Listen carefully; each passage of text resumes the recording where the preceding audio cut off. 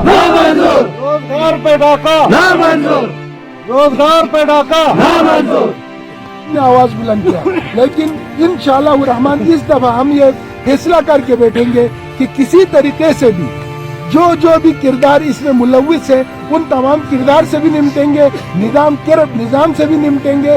लेकिन जिससे भी पूछे, आप में से किसी से भी बाजार में पूछे भाई इस एहतजाज का क्या मकसद है, हमारा दो मुतालबा है, एक टर्मिनेशन ऑर्डर, दूसरा डेट ऑफ इंटरव्यू हमें दे दे।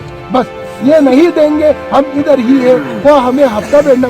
अभी मिसाल तहसीलदार साहब ने फरमाया कि जो टेक्निकल तो 5 दिन लगेंगे ना, हम 5 दिन इधर हैं, 5 दिन हम इधर है ना भाई।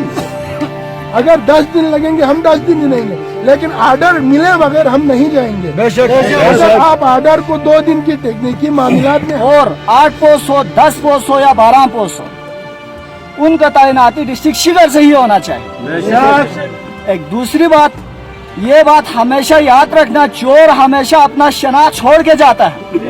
क्या तुक बनता है एक्शन मुबशिर को शिगर मीडिया सेल पे उसने मैसेज छोड़ा, मैंने नहीं किया, मेरे टेनोर में नहीं हुआ।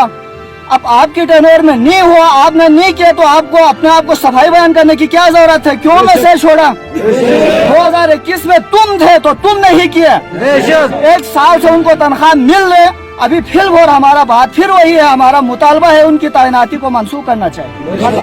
शिगर में जिले के ऊपर डाका मारा है, जिले के ऊपर हमारी रोजगार के ऊपर डाका मारा है। डाका मारने वाला कहीं पे नहीं है, यहाँ इस ऑफिस में बैठा हुआ है। यहाँ की जो है ना, अच्छा केशर और IGPR की मिली भगत से हमारे शिगर के हुकूक पे डाका मारा है। और साल तक ये कोई ऐसा नहीं होता है कि उसकी पे स्लिप किस तरह से बनता है, साल से तनख्वाह ले रहे हैं और शिगर को जो है ना धोखे में रखा हुआ है। अफसोस की बात इसलिए है, शिगर के लिए ये सारी मुसीबत क्यों आता है?